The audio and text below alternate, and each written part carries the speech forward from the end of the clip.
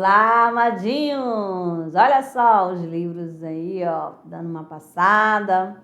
Então, vamos lá para a nossa revisão. Aula 30.2, trabalhando o gênero crônica. É para você identificar, né? O que é uma crônica? Quando você for fazer uma produção textual. Você já vai saber que é uma narrativa breve, que ela pode ter um discurso direto ou indireto, tá certo? Uma narrativa breve de quê? Vai falar sobre o quê? Essa história vai falar de um acontecimento.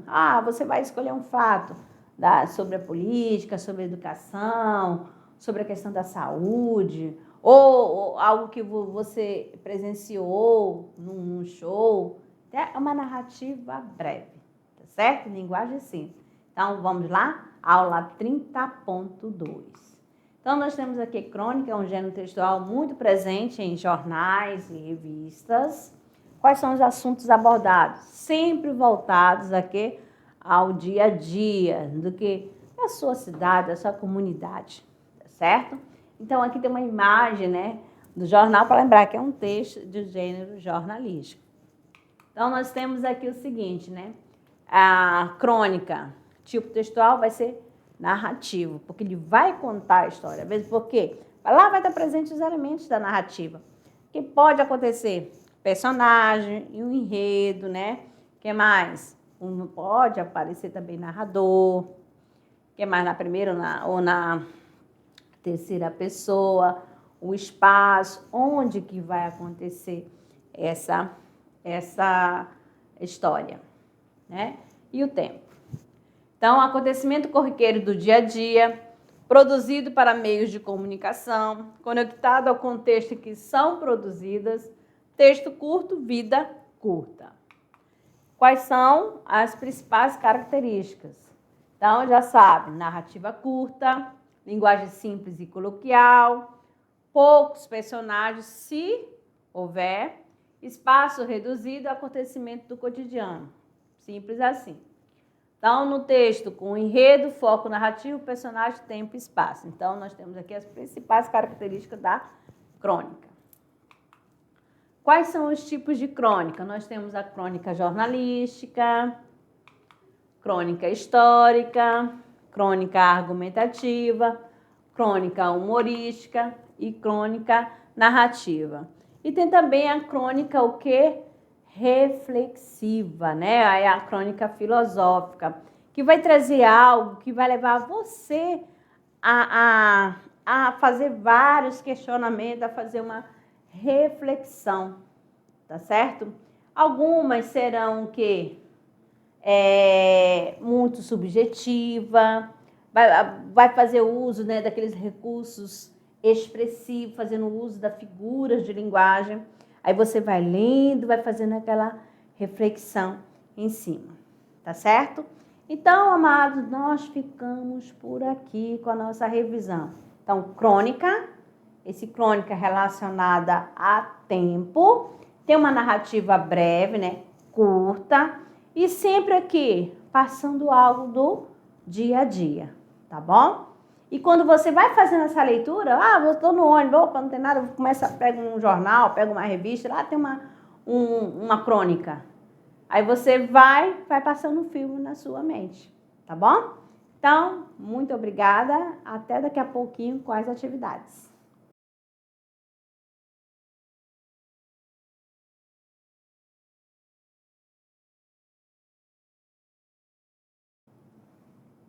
Olá, amadinhos, tudo bem? Vocês já descansaram? Agora é o momento do quê? Do tirando dúvidas, né? Resolução da atividade de sala. Vamos lá para a nossa primeira questão. Nós temos aqui o seguinte. Em uma crônica publicada em um jornal, o autor narra com humor a confusão que viveu ao tentar cozinhar pela primeira vez. A narrativa é curta, relata um fato cotidiano e apresenta reflexões leves sobre a paciência e a persistência. Então, aqui, esse texto pode ser identificado como crônica porque A. Aborda um fato histórico de maneira documental. B. Relata um acontecimento do cotidiano com linguagem leve e subjetiva. C. Utiliza apenas dados e estatística para informar. D. Apresenta personagens em enredo completamente fictícios.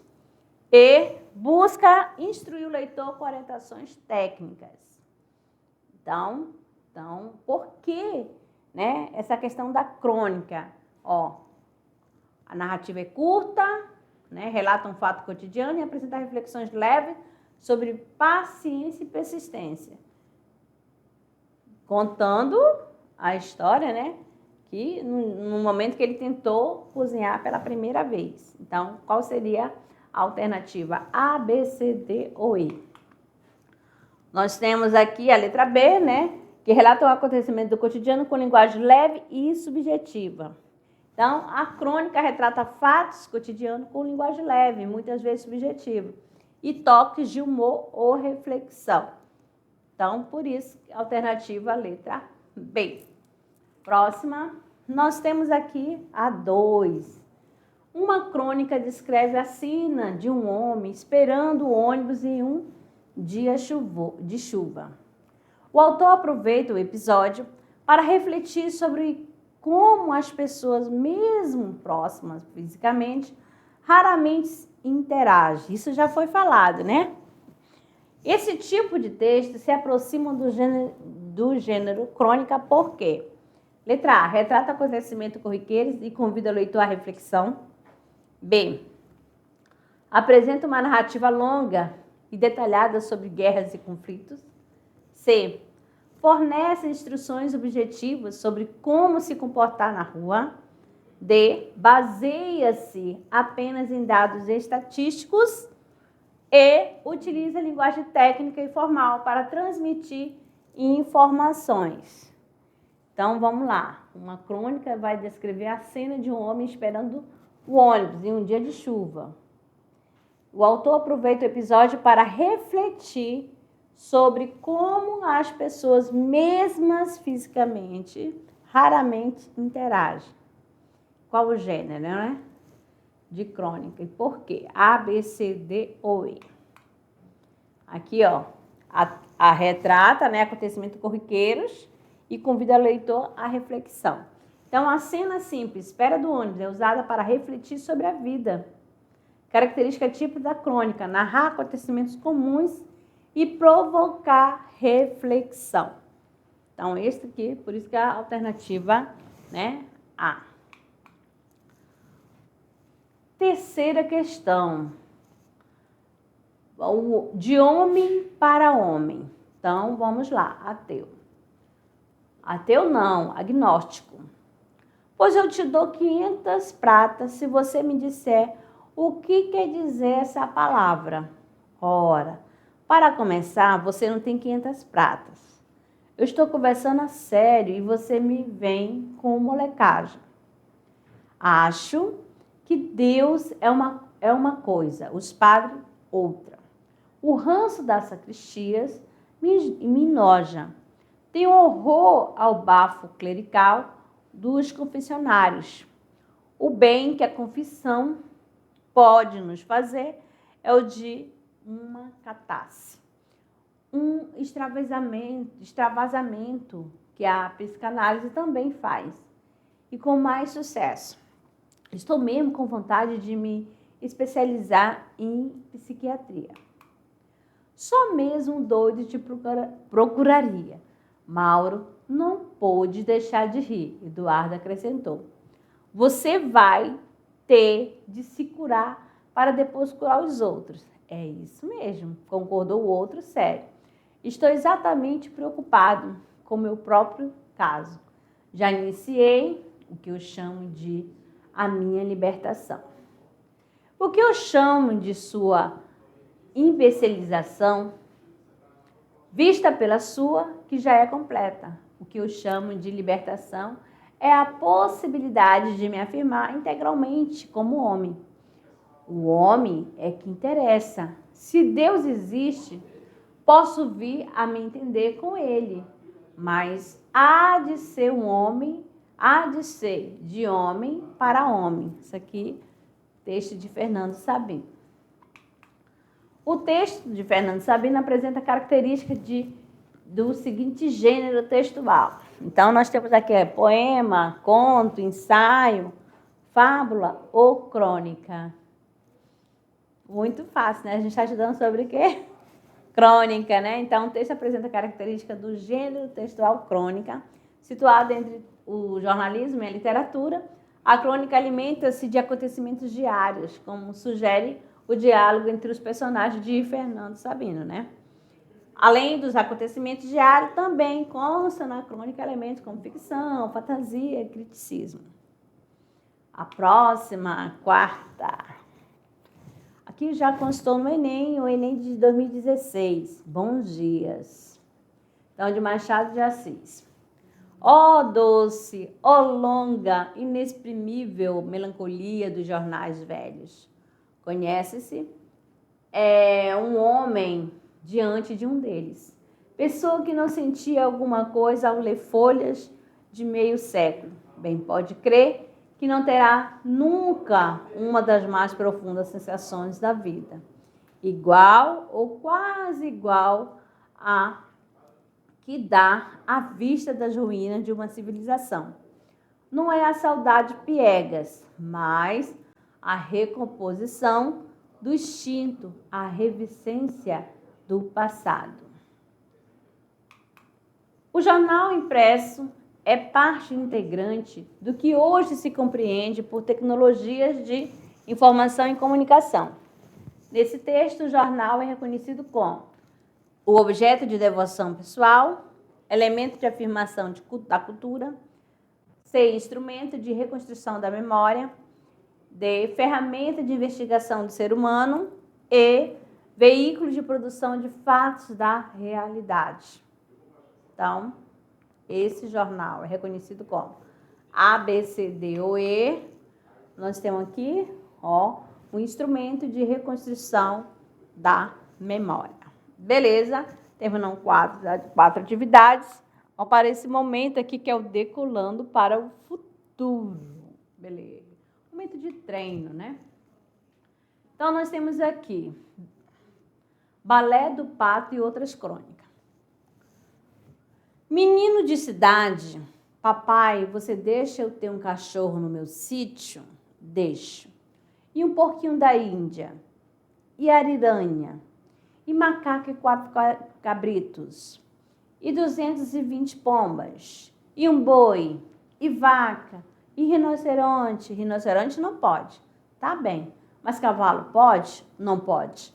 O sítio é apenas o terreno no estado do Rio, sem maiores perspectivas imediatas. Mas o garoto precisa acreditar no sítio, como as outras pessoas precisam acreditar no céu.